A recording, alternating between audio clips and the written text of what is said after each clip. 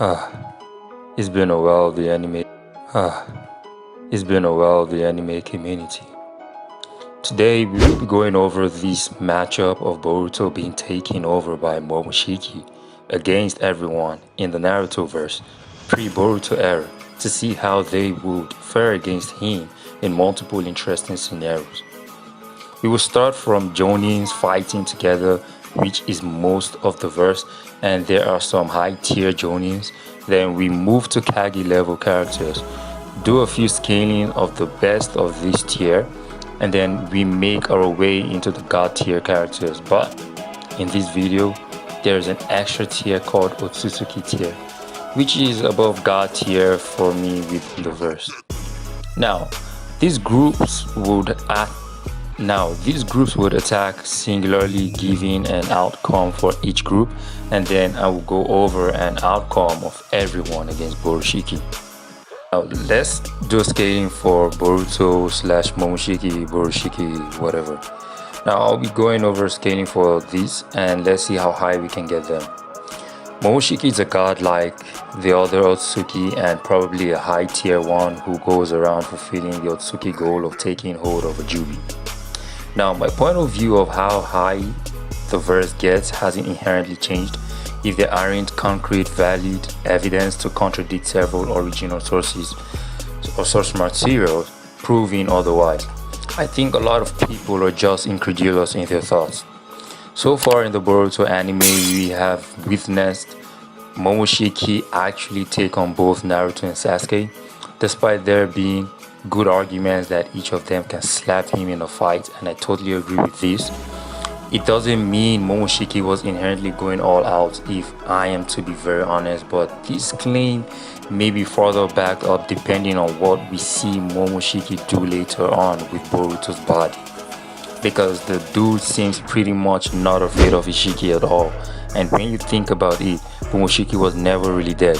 He probably ran out of time like Ishiki and used Boruto as a vessel, because till today, I don't think the Rasengan Boruto and Naruto made can blow up an entire solar system as Lobo.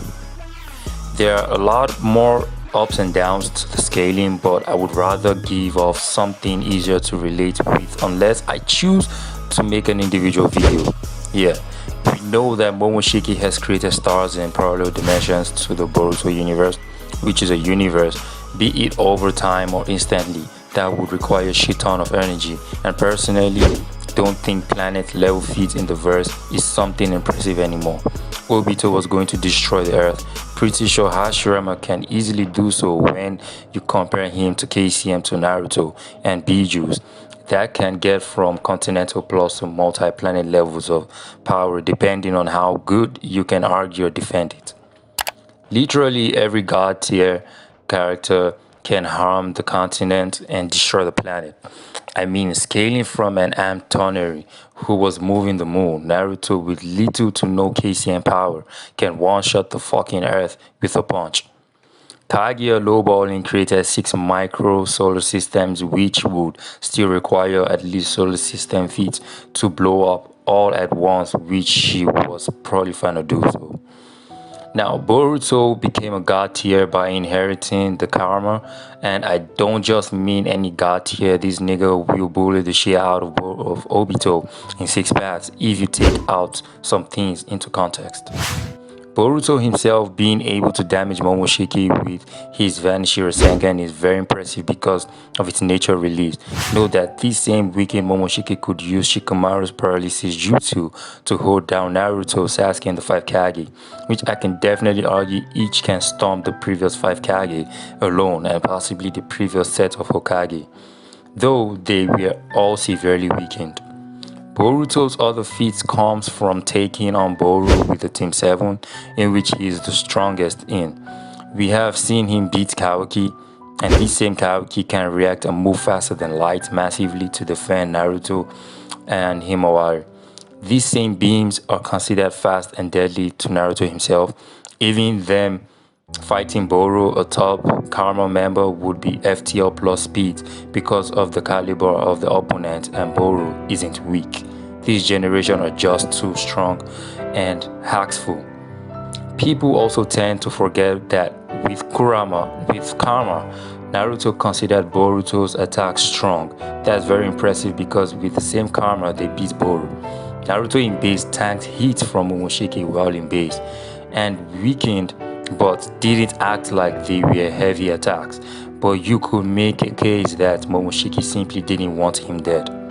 That's still impressive though, considering I bet Karma Boruto should be able to stalemate, if not bully stomp, the last Naruto for quite a good reason.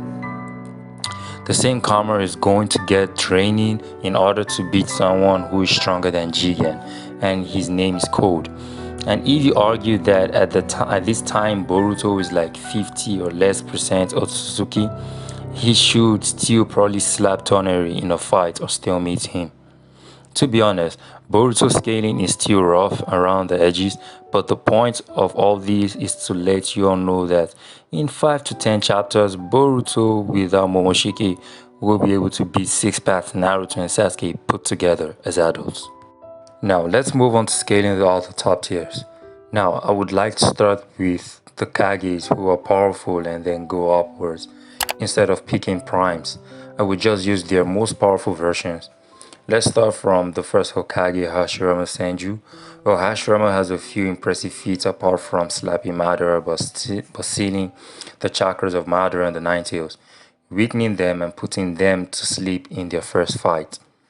Now, in the second fight, his Wood Golem and Wood Dragon, which are more like casual awakening jutsus, are fully capable of holding down Kurama and battle him to a stalemate. It gets way more impressive when you realize he can summon Buddha statue so big that one of its 1000 arms cannon can pick up something bigger than a mountain, in which a swing from its tail can split land and cause tsunamis. Now, he did this to a full 9 tails and not the half we got most of the show. If you can even control a person's chakra in the show through direct means of chakra control via genjutsu, which is chakra based, or physical transmission of chakra like sealing jutsus or binding jutsus, then you can be directly relative, sub-relative, or superior depending on the condition at hand. Hashirama has proven to be relative to full Kurama in terms of chakra reserves and won't say full-blown chakra power because these tailed beasts have several forms of reincarnations that take place, which I do explain in my Hagoromo video. Killing them is nigh impossible unless they burn out like Kurama did using the barrier mode. Kurama has been stated to shatter the earth, or to be able to shatter the earth, to be planet level since only God knows, and even with a little bit of thinking, his feats of cancelling out tailed beast bombs from an out of control tailed beast without the intent of taking out the planet was still causing a continental attack, and the combined strike of their attacks were probably larger than countries if you look well or pixel scale. And this is nothing surprising as a future Kurama in which I don't think tailed beasts inherently get stronger, they just ever barely go all out. And people think they are doing the most when Kurama still had extra reserves to kill a weakened Ishiki, while most of his chakra had been used to fight. Though I do think the tailed beasts gather fighting experience and could get stronger by mastering their essence more, but if you were to pull all of them out and take out their full potential and let them explode, they would each probably take out an entire solar system to universe depending on how you can prove they weren't split equally, if the tails matter in strength or how strong Ishiki is. I don't think Hashirama holding the 10 tails down with the 80 gates is impressive, as that thing has no mind of its own. Just like the tailed beast making a giant beast bomb, they had no control of it. The second Hokage is someone I haven't ever thought about in terms of power, but I guess he is damn impressive because he created most forbidden techniques, if not all, while others perfected it. He should also easily scale above the tailed beast in terms of power or relative to them, probably except the 9 tails. He is most impressive in terms of IQ diversification on several ramifications I can't go over in one video. The third Hokage being stated to be the strongest in his prime is something the community still debates about, and I don't see many arguments strengthening such claims from the author and the community except scaling through Orochimaru and Itachi and scaling them to Kage tiers, which is funny since it could be applied illogically from Itachi because of his reanimation during the war against stronger characters, and even Haku against a much stronger Kakashi spamming Kamui. Him taking on reanimated versions of them in part 1, which again, you can't fucking use that because they have no control of their powers, and neither can fucking Orochimaru harness their true powers because he has no fucking chakra to do so, unlike niggas like Kabuto, who couldn't even really control Madara. I mean, Orochimaru couldn't even really control Tobirama and Hashirama could break out of it if he wanted to. Though the third Hokage being able to match the natures of the Buddha statue controlled by Zetsu is impressive, as he is stated to have mastered everything. Also, him using Enma to push Kurama out of the village is an interesting feat, I must say.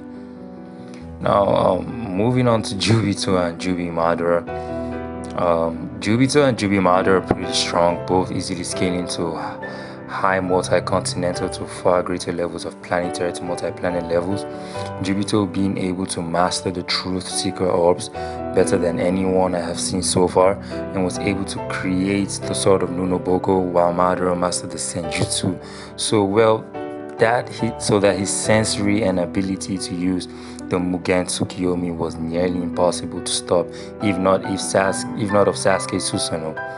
Also, Madara's Limbo clones are just as impressive as they are him from another dimension, and you need the Rinnegan or high sensory to see them or feel them. Naruto and Sasuke, well, these two are just phenomenal. Even before 6 Paths, they were already stronger than the previous Kages except Madara with the Rinnegan, but everyone else was fodder and except Obito. With their ability to fuse and use Senjutsu on top of their imperfect avatar forms, they could cause severe damage to Jubito, who is already at least planet level. But they got a lot more interesting when you realize that Naruto is stated to surpass KTM2 with just a kick in his 6-path Sage Mode form. And that's insane considering KTM2 should be easily hitting the multi-continental to planet plus ranges of power, as he could even amp everyone 3 times Kakashi's chakra. Knows this is a Kakashi that was spamming Kamui and also tanked the Ten Tails Cataclysm, which is a casual multi-continental attack. He did this after protecting literally everyone and was still able to enter back into KCM mode. Sasuke, on the other hand, was consistently relative but not inherently equal to this Naruto. You could make a case that Sasuke was mostly observing and using his brain to fight rather than getting ragdolled like Naruto, in which Minato observed and made compliment towards him. Later, both got one-shot by Madara, so it really makes no difference. In just 6 Paths, they could take on Kaguya and actually cause severe damage to her, and this is someone who you could scale from literally solar system to universal levels of power, just depends on you. Now, who wins? Let me just start off by saying Boruto slaps the verse with Momoshiki's power, but let's illustrate. Now, you must have noticed how I didn't mention the Akatsuki, and it's because too many people have shit on them on YouTube. It has become a joke. What will Itachi do? Yadomiro isn't omnidirectional. He gets blitzed before he turns or even uses his Sharingan for anything, and this dude is like the best hope. Totsuka Blade won't do shit because it isn't going to touch Boruto even without Momoshiki's help, to be honest. Pain, I don't know what the hell is going to do with that Rinnegan. Everything Momoshiki has that amped with Boruto's power and the karma, he's just going to fucking absorb everything or reflect it back. Just fucking body slamming. What else? Obito in his strongest form gets body slammed as well, but doesn't mean he will get damaged. Same thing with other 6 Paths members, and it's funny because of the nature of the 6 Paths. Yeah, psych. These niggas just have to collect solar system punches and they would for me blood. If Naruto in six paths isn't invulnerable to beings like Otsutsuki, then Madara and Obito aren't gonna be an exception. I mean, Naruto's six paths in the war isn't close as strong as now, and they could barely damage him. In fact, Sasuke could barely cause any damage to him, even point blank. And you're talking now. The enemies in Boruto are just insanely strong that destroying planets isn't even a feat anymore in the verse. The Kages get one shot. What about Kaguya? Well, this is simple. Kaguya is an inferior like Kinshiki. Ishiki and Momoshiki have the same goals and abilities to give karma like Kage and Kinshiki. They can be used as power sources, more like chakra fruits, but nothing close to Momoshiki and Ishiki. Momoshiki has destroyed the world and created a solar system. Now, not no. Momoshiki has destroyed the world and created a supernova. Now, supernovas, even the smallest, can destroy an entire solar system easily. If you say Kaguya ain't shit, a solar system at best, then he just one-shots her casually. And if you take it higher, his base still is far above her peak. All in all, it would take Borushiki one massive Rasengan, probably bigger than a country, to just blow up these people at once or literally blitz through all of them in mere seconds. If you mention things like Kami, what would Kami do? Kami is not durable, is not strong enough to even cut through the skin of Momoshiki. It's not going to damage him, nothing. What else? Ameno Minaka from Kaguya are killing the ash bones. Yeah, I think that might be a problem, to be honest. Yeah, because she was able to blow Ishiki in half when you think about it. So Momoshiki is no fool, right?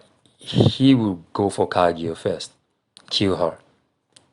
Like, he's no fool. So we'll say putting Momoshiki in character and Boruto in character, they will literally just blitz the entire verse before anyone can do anything.